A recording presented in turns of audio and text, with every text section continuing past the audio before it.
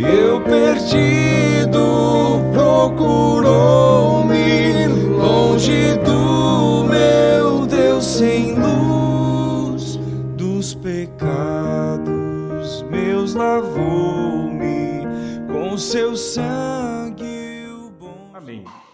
Irmãos, nós estamos estudando, o tema do nosso estudo baseado nesse texto é a nossa segurança de salvação. E nós estamos vendo que essa passagem aqui ela é rica para nós, porque vai tratar exatamente da nossa segurança. Qual que é a segurança que nós temos, irmãos, da herança que nós recebemos de Deus como filhos dele? Se nós fomos salvos por Jesus Cristo, isso nos torna filhos de Deus. E a palavra diz que se nós somos filhos de Deus, irmãos, nós também somos herdeiros de Deus. É o que nós estamos estudando em Romanos, capítulo 8. Herdeiros para receber bênçãos de Deus. E nós vamos resumir essa bênção na glorificação do nosso ser. É um tema realmente que os teólogos têm se aprofundado bastante. É um tema rico e muito profundo.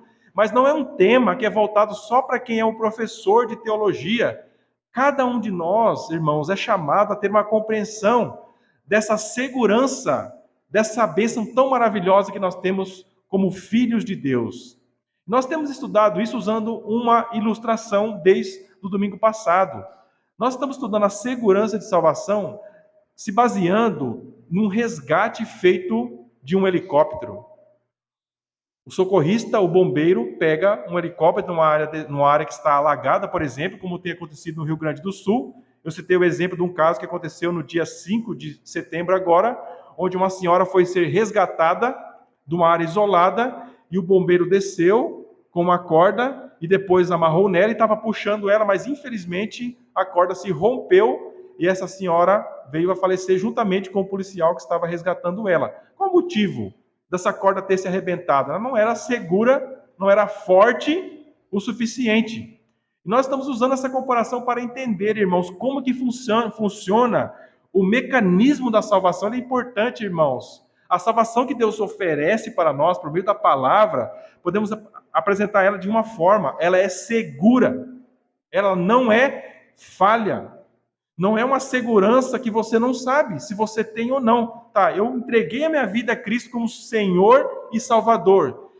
Deus vai me puxar por meio da corda da salvação. Essa corda é segura, biblicamente, para poder me puxar até que eu esteja na glória? Enquanto eu estou aqui nesse mundo, ela é segura o suficiente? E a palavra vai tratar disso, irmãos. Vai apresentar vários sinais, provas de que a segurança da nossa salvação, irmãos, ela é perfeita. Ela não vai se arrebentar no meio do caminho. Ela vai nos levar ao destino da nossa salvação perfeita na glória.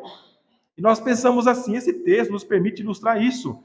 Nós podemos ver a salvação vista como essa corda de segurança, como uma corda, não como antigamente, nos primórdios, onde uma corda era somente um fio. Com o passar dos anos, quem mexe com o animal e mexe com o laço vai saber disso. Uma corda ela é entrelaçada com vários fios, vamos chamar de nós. Então, quanto mais nós tiver entrelaçado naquela corda, mais resistente ela vai ficar. Até mesmo um fio de cabelo pode ser uma boa corda, pode funcionar como uma corda, ela não vai se romper, um fio de cabelo, se ela tiver vários nós, vários enlaçados ali. E nós estamos apresentando aqui, por meio dessa passagem, irmãos, 5 fios que compõem essa corda de salvação. E nós vimos já o primeiro, que é a presciência de Deus. O texto, se os irmãos forem ler aqui no versículo 29, vai dizer assim, porque os que dantes conheceu. O que significa? Deus nos salva, irmãos, e a nossa salvação é segura, porque Deus não nos conheceu quando a gente nasceu. Quando que Ele conheceu a gente? Antes dele ter criado todas as coisas. Quando Deus vai fazer um decreto, onde Ele vai criar todas as coisas, quem Ele criou também, irmãos? Os salvos, os filhos de Deus. Ele cria lá antes de todas as coisas. E Ele conhece, Ele tem um pré-conhecimento. E nós vimos que essa corda, esse fio dessa corda, ele é seguro. Quando a Bíblia fala que Deus nos conheceu antes, irmãos, não é um conhecimento de uma mera informação que alguém tem. Eu sei quem ganhou a Copa do Brasil esse ano. Eu sei quantos habitantes tem o Brasil. Você poderia saber, olhar no IBGE, saber quantos habitantes, qual a extensão territorial do Brasil. São informações que você tem. Mas quando a Bíblia diz que Deus nos conheceu antes, irmãos, é um conhecimento que envolve amor. É um conhecimento que envolve a palavra intimidade. Ele te conhece profundamente e esse conhecimento não é uma mera informação que ele tem. Você não é um mero número numa planilha de Deus. Ele conhece teu nome, conhece você perfeitamente, porque ele te criou. E por que a nossa salvação é segura? Ele te criou para te dar bênçãos eternas. A salvação dos teus pecados, a glorificação do teu ser que nós temos estudado em Romanos capítulo 8, esse ensino tão maravilhoso. E hoje nós vamos estudar o segundo fio, que é a predestinação. Deus nos escolheu antes da fundação do mundo com um propósito, com um destino. Por isso a palavra predestinação. O texto diz, porque os que dantes conheceu também os predestinou. Então essa palavra, irmãos, predestinar, nós explicamos, é uma coisa que é criada para um propósito específico. Deus não criou, irmãos, toda a humanidade, todos os homens, sem dar uma função específica para cada um.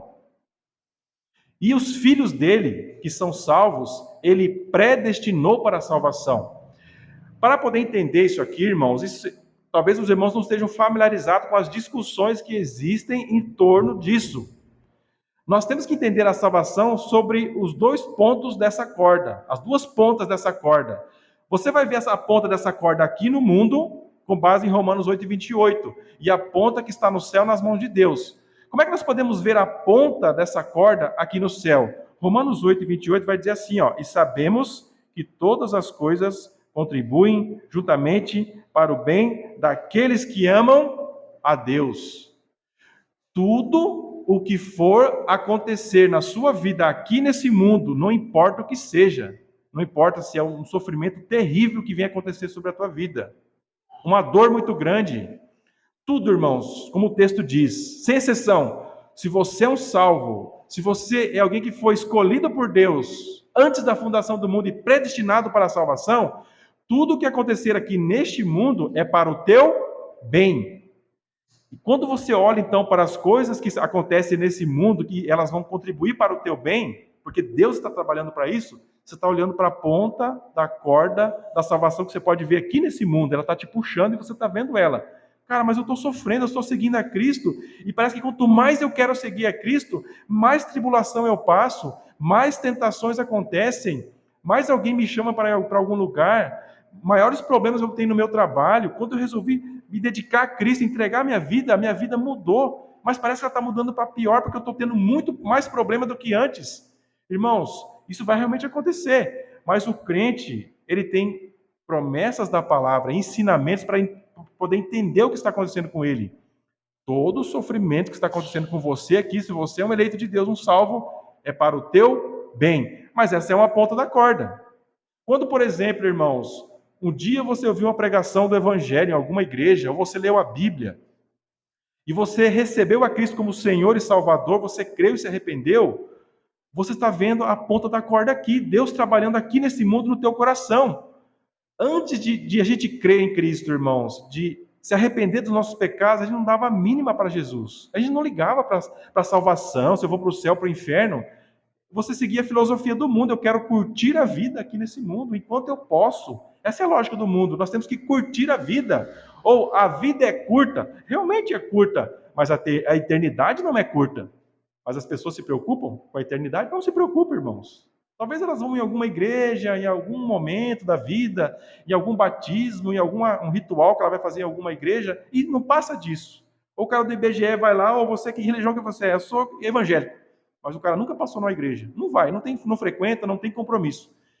Irmãos, o crente, depois que ele vem para Cristo e ele crê em Cristo, a vida dele é transformada completamente. Não significa que ele está andando com asa e é perfeito. Não comete mais erros e pecados. Ele continua pecando, mas a vida é transformada. É uma mudança visível. Tudo isso é a ponta da corda que você vê aqui. Você está sendo puxado por Deus. Ninguém se salva, irmãos. Se algum dia você escutar alguém ensinando isso, você tem que se salvar, essa pessoa está errada. A salvação é dada a nós. Nós somos salvos porque nós estamos sendo puxados, resgatados. A palavra diz, nós somos resgatados da nossa vã maneira de viver neste mundo. Deus nos salva por amor, um morto em pecados é ressuscitado dos mortos para poder discernir verdades espirituais sobre ele mesmo. Rapaz, eu sou mau e pecador, eu sou mal depravado. Olha a maneira como eu estou vivendo. Senhor, me perdoa, olha a minha iniquidade, me salva. Isso é salvação. É quando você olha para você mesmo, o Espírito Santo vai te apresentar, vai abrir a cortina da hipocrisia, vai remover a autojustificação e vai apresentar, olha aqui, parabéns, André, olha o que você realmente é. Quando a pessoa vê quem ela realmente é à luz da palavra, isso vai produzir quebrantamento e tristeza, confissão de pecados, e ela vai ser levada a um ponto onde ela vai entrar num desespero, porque ela vai perder a esperança em outras cordas, e vai poder se agarrar somente a uma corda, que é puxada pelo Senhor e Salvador Jesus Cristo. Essa é a salvação, irmãos. Quando você está olhando para isso, está olhando para a ponta que está aqui na terra. Você está vendo ela aqui. Almas sendo salvas, pessoas em sua volta sendo salvas, você mesmo experimentando as verdades eternas no teu ser e produzindo vida. Mas existe um outro lado que o cristão é chamado a ver a salvação. É quando você olha para Deus e saber que é Ele que está pagando essa conta. É Ele que está pagando o preço da tua salvação. Não somos nós. É pura misericórdia e graça. Então você vai olhar, por exemplo, você vai se deparar com temas como esse. Antes de Deus ter criado todas as coisas, Ele sabia, Ele me conhecia. E sabia que eu ia ser salvo, porque Ele escolheu isso para a minha vida. Ele me predestinou para isso. Glória a Deus. Mas, novamente, essa é a ponta da corda que você está vendo em Deus.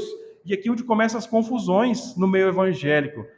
Irmão André, quer dizer então que eu sou predestinado para essa salvação, eu posso viver de qualquer maneira? Você está confundindo, você está fazendo um nó na corda. Você está vendo, misturando as pontas.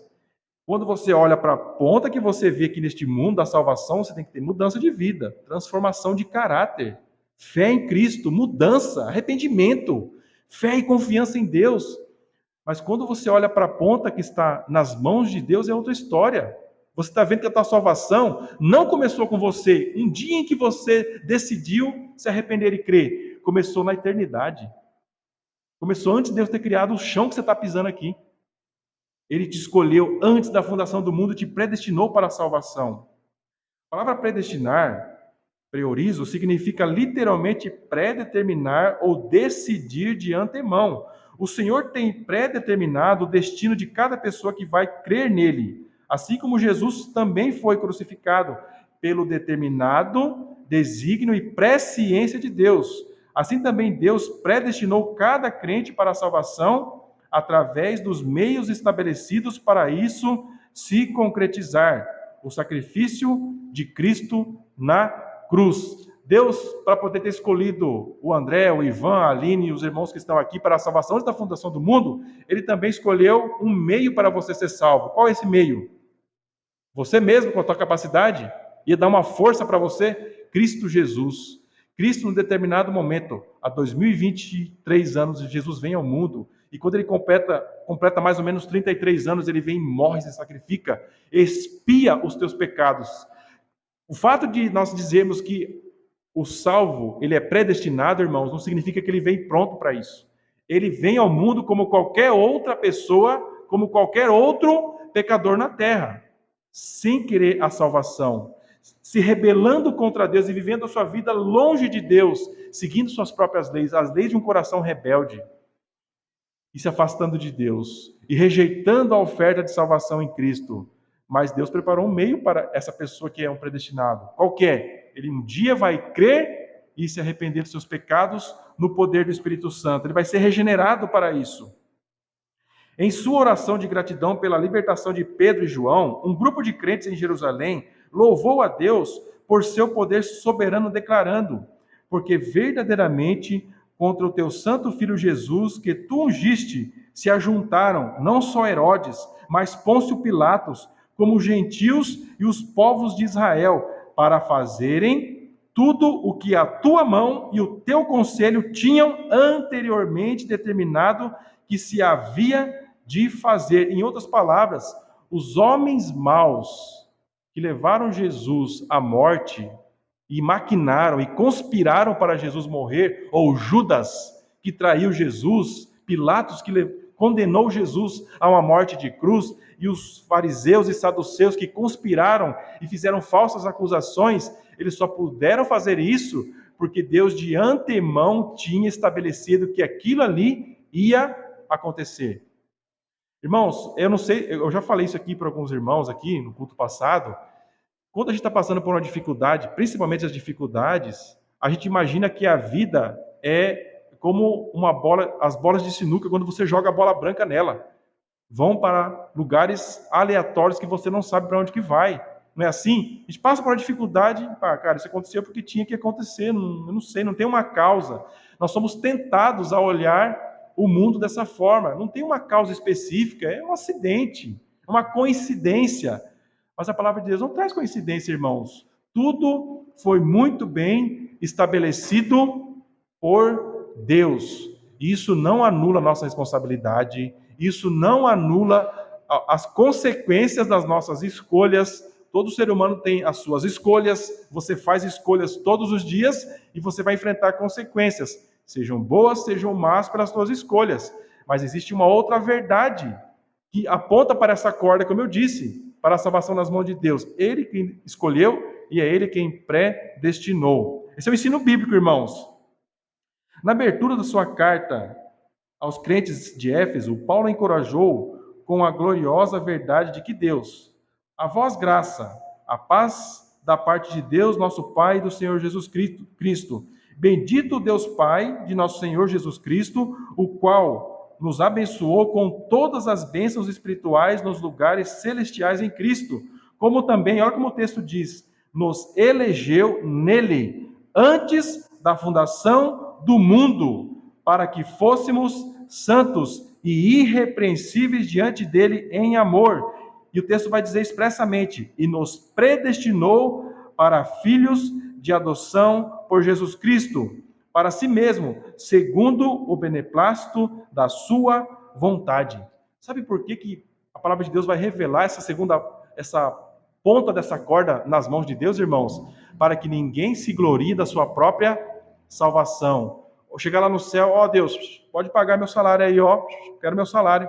Eu mereço a salvação. Eu fui uma boa pessoa. É isso que as pessoas pensam que é ser salvo. Eu fui uma boa pessoa, eu não dei nó em ninguém, eu não matei ninguém, eu não roubei, eu não fiz isso. Uma lista de boas obras.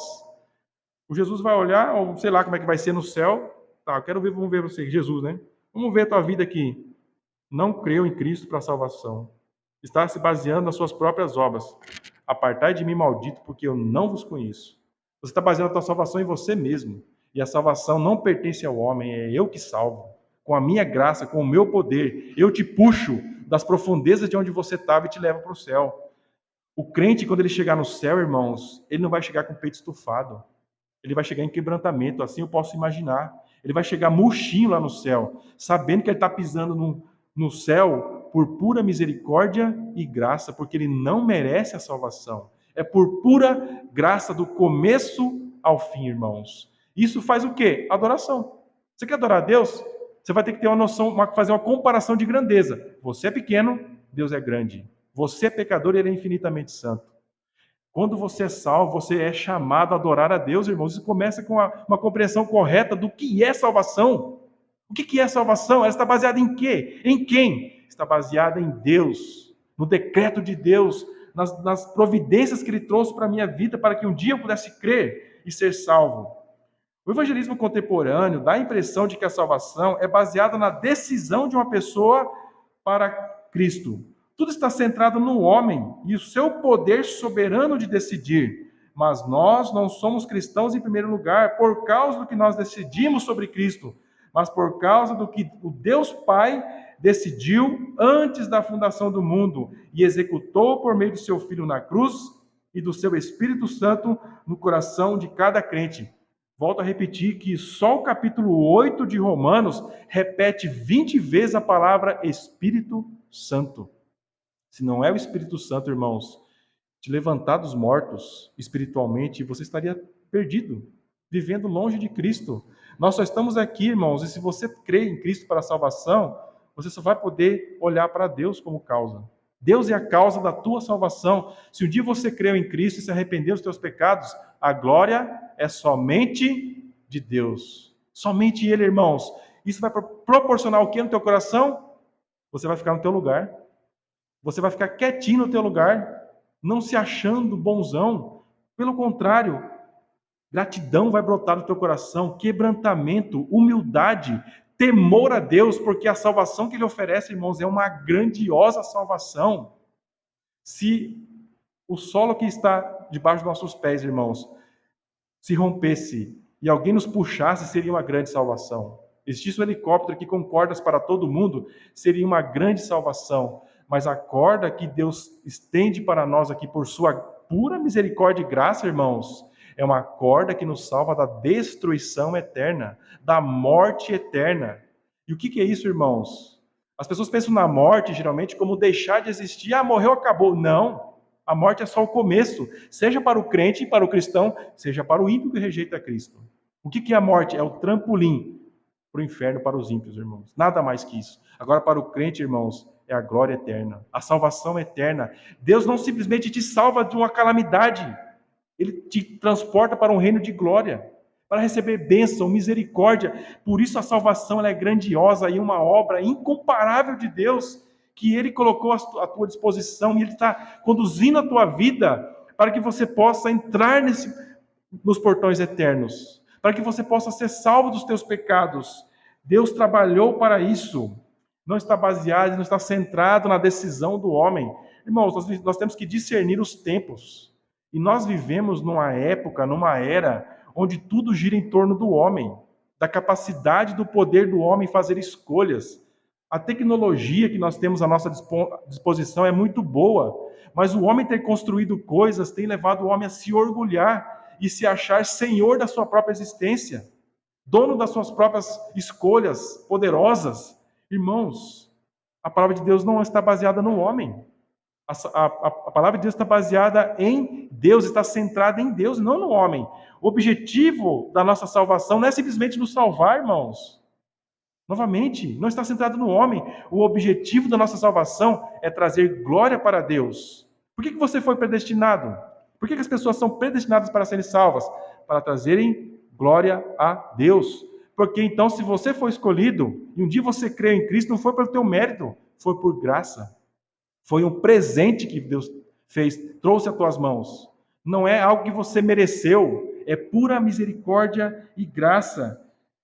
Consegue ver, irmãos, que não há espaço para o homem, para a glorificação do homem? Deus não divide a glória dele com ninguém. A palavra de Deus, a Bíblia, de Gênesis e Apocalipse, vai tratar de um tema, irmãos: a glorificação de Cristo na salvação dos pecadores. Você pode ir lá em Gênesis, você vai ver o desdobramento dessa história e como ela está acontecendo e como ela vai se desenvolver eternamente.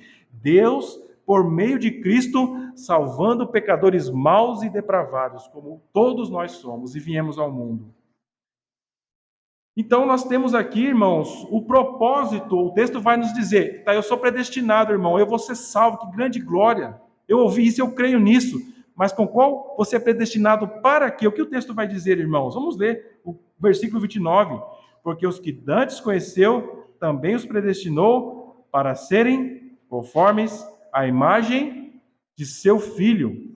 Paulo introduziu as verdades de segurança do crente, do propósito da salvação, no verso anterior, quando ensina: todas as coisas contribuem juntamente para o bem daqueles que amam a Deus, daqueles que são chamados segundo o seu propósito. O chamado de Deus vem antes de tudo. É o chamado de Deus no passado que faz com que uma pessoa possa ouvir o chamado de Deus através da mensagem do Evangelho de Jesus Cristo no presente, através do Espírito. E a segurança de salvação pode ser confirmada por meio de todas as coisas que nos acontecem, como nós já vimos. E aqui nós temos esse propósito: para serem conformes à imagem de seu Filho. Desde antes dos tempos eternos, Deus escolheu salvar os crentes dos seus pecados, a fim de que eles possam se tornar conformes à imagem de seu Filho, Jesus Cristo. Consequentemente, todo verdadeiro crente caminha de maneira irreversível em direção à sua conformidade a Cristo. Notem que Paulo não deixa brecha para alguém acusar os cristãos. Ah, você é predestinado, então quer dizer que você pode ver de qualquer jeito? Não. Se você foi escolhido por Deus e você foi salvo, é uma das etapas do propósito da tua predestinação. O que o texto vai desenvolvendo? Você foi predestinado para ser conformado à imagem de Cristo. Podemos pensar no propósito da predestinação, que é nos conformar à imagem de Cristo, irmãos, em duas fases. Vamos pensar assim. Nós temos a primeira fase, que acontece aqui no mundo, e nós vamos entender como que nós nos tornamos a imagem de Cristo. E nós vamos ver no segundo momento, no outro dia, a segunda fase da nossa conformidade a Cristo, que vai ser na nossa glorificação. O que nos interessa hoje aqui, irmãos, é entender como ela acontece aqui neste mundo. A palavra conformar significa ter a mesma forma que outra coisa. Imagine, irmãos, por exemplo, uma forma de tijolos. Você vai colocar o tijolo ali, ele vai sair tudo do mesmo formato. A forma vai proporcionar aquilo. Jesus é o nosso molde. O propósito da nossa salvação é nos conformar a Cristo. Fazer com que a gente fique, então, o quê? Parecido com Jesus. É grande o propósito, irmãos, que nós temos para a nossa vida, que Deus tem para a nossa vida. E fica a pergunta, mas como é que eu posso me tornar conforme a Cristo? De que maneira? Porque se a gente olha para a Bíblia, o que Jesus era? Mesmo aqui, vivendo aqui nesse mundo? Perfeito. Jesus não pecava. Jesus não cometia pensamentos maus, não tinha desejos maus ou ações más. Como é que nós aqui, pecadores, mesmo após a conversão, cheio de falhas, nos tornamos conformes a Cristo? Vamos entender como que isso se concretiza na nossa vida. Primeira coisa, irmãos, nós temos que pensar na nossa conformidade a Cristo, ao comportamento de Cristo, às ações de Cristo.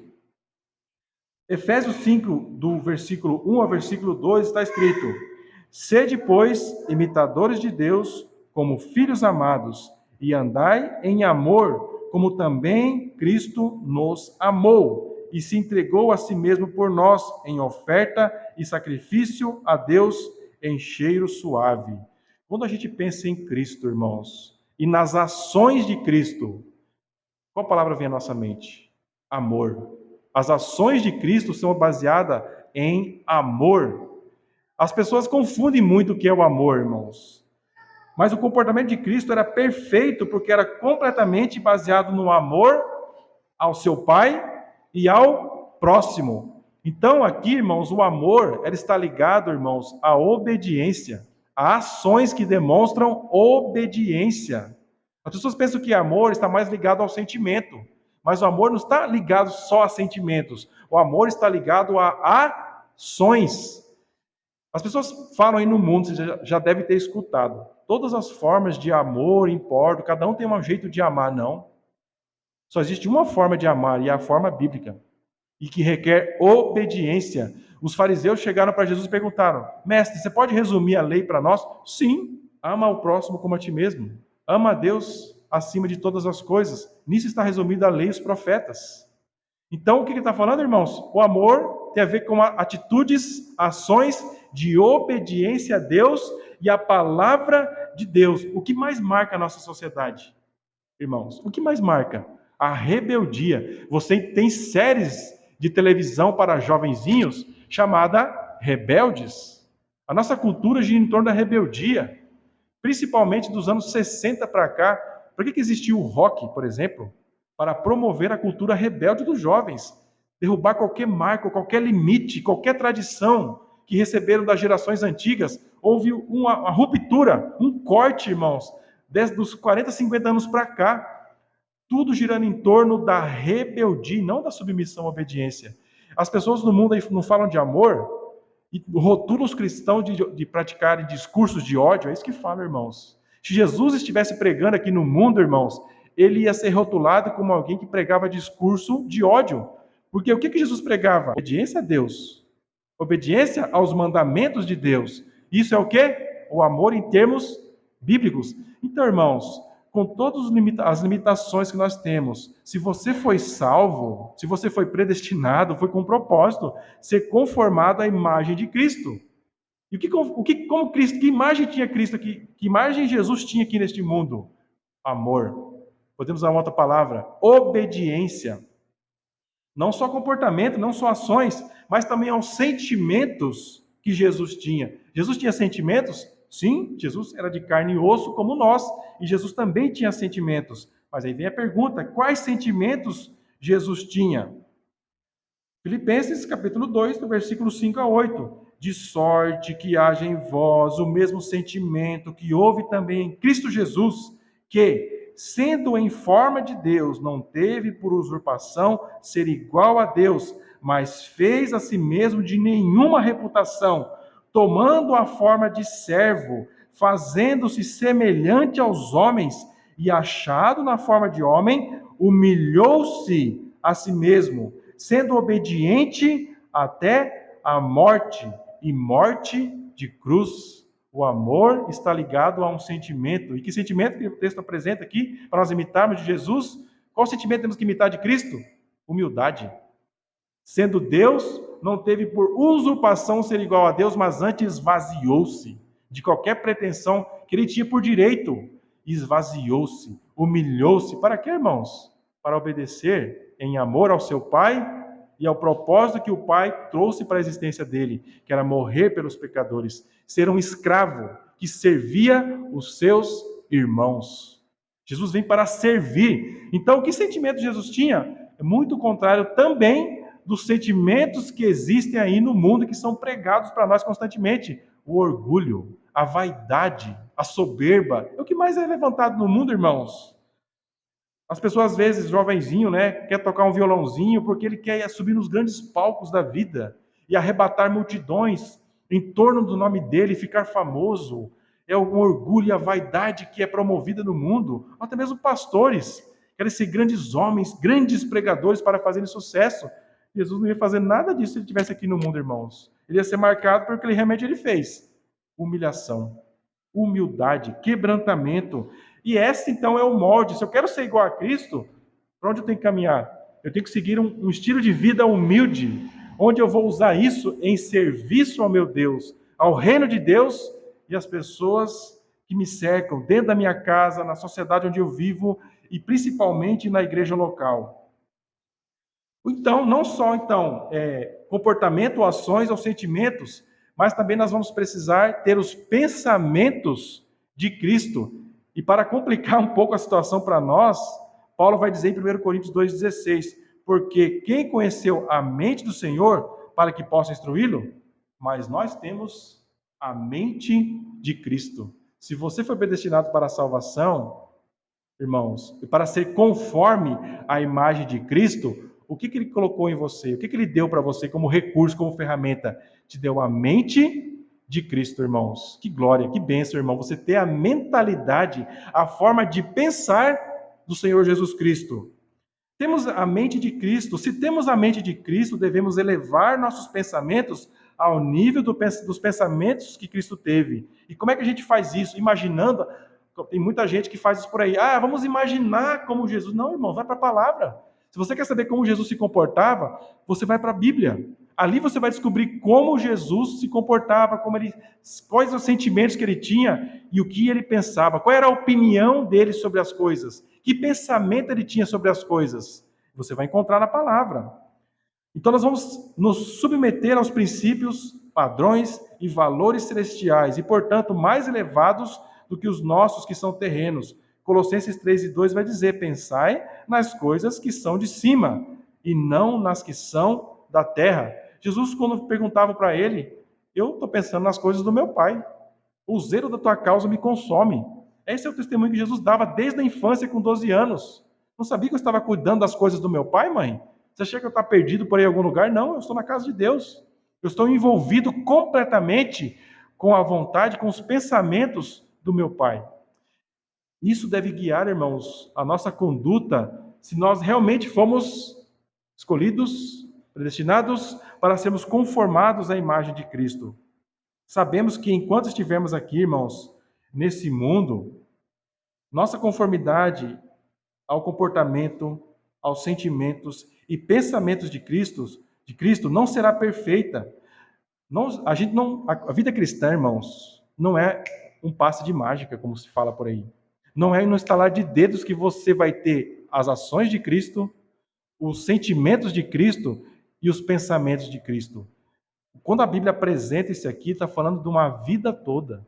É toda uma jornada com Deus, onde você vai ter Deus te conduzindo para maiores e maiores níveis de conformidade ao teu Senhor e o teu Salvador. Mais e mais, quanto mais um crente, irmãos, na terra, ele vai avançando na sua peregrinação com Cristo, irmãos, mais e mais ele vai ser parecido com Cristo. Você sabe o que significa a palavra cristão? Sabe de onde saiu essa palavra? No Novo Testamento lá, porque as pessoas em volta chamavam os seguidores de Jesus de pequenos cristos. Pequenos cristos. Imagine assim, eu estava andando com o Isaac na praça, né? Ali, e ele estava querendo imitar o jeito que eu balançava os braços andando. Ele parecia um robô, assim, andando com os braços, né? Igual aqueles bonecão que tem lá em Recife, né? Bonecão de Olinda. Tava com os braços desse tamanho, desengonçado, assim, né? Porque ele é uma criança querendo imitar o pai dele, que é adulto. E aí, às vezes, tentando imitar o pai dele, às vezes fica meio desengonçado, fica meio esquisito. Assim somos nós, pequenos cristos. Quem não vê uma menininha, né, geralmente pega o sapato de salto da mãe e sai andando assim, né, bem, um jeito meio engraçado, né? Muitas vezes as nossas atitudes não vão passar disso. Atitudes engraçadas, vamos pensar assim. Mas sempre num desejo de se conformar ao nosso Senhor. Conformar-se a Cristo. Vai nos levar a fazer isso, irmãos. Isso nos leva ao segundo ponto do nosso estudo hoje, irmãos. Então, você foi predestinado para um propósito, ser conformado à imagem de Cristo, certo, irmãos? Mas existe um propósito para isso. Por que eu tenho que me conformar à imagem de Cristo, irmãos? O texto vai nos dizer. Então, o propósito de você ser conformado à imagem de Cristo é glorificar a Cristo. Vamos ler o texto, versículo 29, na sequência. Porque os que dantes conheceu, também os predestinou para serem conformes à imagem de seu Filho, a fim de que ele seja o primogênito entre muitos irmãos. O supremo propósito de Deus para trazer pecadores para a salvação é glorificar seu Filho Jesus Cristo, colocando Jesus no lugar mais alto no plano da salvação. Não é o André, não é a igreja, não é a doutrina da igreja A, B ou C, Cristo. O Senhor Jesus Cristo é o único, é o que é colocado na posição de maior destaque, irmãos, no plano de salvação de Deus. De acordo com este texto que nós estamos expondo, é o objetivo do Deus Pai que Cristo seja, como o texto diz, o primogênito entre muitos irmãos. Por que Paulo traz essa figura aqui? Porque na cultura judaica, o irmão mais velho, ele era diferente dos outros. Quem é irmão mais velho aqui? Quem é irmão mais velho? Eu sou o irmão mais velho. Nós era diferenciado, Isaac. Nós era, tipo assim, nós estávamos na categoria maior que os outros irmãos. Principalmente se fosse do sexo masculino. Era um irmão que tinha uma posição de maior autoridade entre os outros irmãos. Tinha isso lá, na cultura. Os irmãos aqui são mais ou menos da minha idade, então os irmãos vão lembrar que até pouco tempo, o próprio irmão mais velho, na nossa cultura, famílias grandes, os irmãos mais novos não pediam bênção para o irmão mais velho. Minha família é assim, minha tia mais velha ajudou a criar os mais pequenininhos. E os irmãos mais novos pedem bênção para a irmã mais velha, como pede bênção para o pai, para a mãe e para os outros tios. Por que isso, irmãos? Existe um destaque, né, então, aqui nessa figura do irmão mais velho. O termo irmãos, no Novo Testamento, também é um sinônimo para crentes. Então, Jesus é colocado aqui, irmãos, como irmão, como nosso irmão. Ele é o Filho de Deus, ele é o primogênito, o primeiro gerado, ele procede do Pai. Nós também somos filhos de Deus, mas de que forma? Como nós temos estudado em Romanos, nós somos filhos por adoção. Nós somos filhos por adoção, enquanto Jesus, ele é um filho gerado, unigênito, como vai dizer a palavra. O propósito primordial de Deus no seu plano de salvação foi fazer seu amado filho, o primogênito entre muitos irmãos, no sentido em que Cristo é colocado no lugar mais alto de destaque dos filhos de Deus. Aqueles que confiam nele se tornam filhos adotivos de Deus. E Jesus, o verdadeiro Filho de Deus, graciosamente se digna a chamá-los de seus irmãos e irmãs na família de Deus. São passagens que a gente tem dificuldade. Jesus é meu irmão? Você não tem dificuldade? Eu tenho um pouco de dificuldade. Cara, mas Jesus é o Senhor da glória e Ele é meu irmão. Por mais que é um irmão diferente, destacado, mas a palavra coloca Jesus como nosso irmão, irmãos. Nós somos co-irmãos, vamos pensar assim. Ele coloca Jesus nessa posição tão única na família de Deus para nós. O propósito de Deus é nos tornar semelhantes a Cristo, a fim de criar uma comunidade de homens e mulheres redimida e glorificada, sobre a qual Cristo reinará para sempre e será glorificado para sempre. A diferença entre Jesus ser o irmão mais velho e nós, que somos irmãos mais velhos aqui na terra, é que o nosso irmão mais velho é digno de toda a adoração. E o Deus Pai coloca Jesus numa irmandade de homens e mulheres para que ele receba glória eterna, profunda. E na eternidade, ou aqui mesmo no mundo, você é chamado a adorar e exaltar a esse teu irmão mais velho. Que irmão mais velho, bendito nós temos, que morreu por nós na cruz. Sofreu o castigo e a ira de Deus para levar todos os seus irmãos para o Pai, para reconciliar todos os seus irmãos com o seu Pai. Nosso objetivo final como os filhos redimidos de Deus será passar a eternidade adorando e dando louvor ao nosso amado primogênito, nosso Senhor e Salvador Jesus Cristo. Aos Colossenses, Paulo explica ainda que Cristo não só é atualmente o cabeça do corpo da igreja, mas também o cabeça do corpo da igreja. É o princípio e o primogênito dentre os mortos, para que em tudo tenha a preeminência. Ou nos nomes de Jesus, o primogênito dentre os mortos. Jesus é o primeiro, irmãos, que morre e é ressuscitado dos mortos para receber herança como filho de Deus. Ele recebe a glorificação. E Cristo está na glória, glorificado agora, para que você também um dia possa entrar no céu e possa receber a mesma glorificação que ele recebeu. Não que você vai se tornar como Cristo novamente, a posição dele é única e exclusiva, mas também você vai ser glorificado à semelhança de Cristo. Através de Cristo, os pecados de todos os eleitos e predestinados, filhos de Deus, caíram sobre o seu Filho sem pecado, fazendo com que a iniquidade de nós todos caísse sobre ele, como diz lá em Isaías 53:6. Agradecemos ao Senhor por nos dar a salvação e a vida eterna, a paz e a alegria que traz a salvação, mas nossos maiores agradecimentos devem ser para o privilégio indescritível que nos foi dado de glorificar a Cristo por toda a eternidade como nosso irmão mais velho. É teu irmão. Jesus é o teu irmão. Que intimidade nós podemos dizer isso, irmãos? Com que ousadia podemos manifestar esse laço de irmandade espiritual com o Rei da Glória, o Príncipe da Paz, o Emanuel, o Senhor da Glória.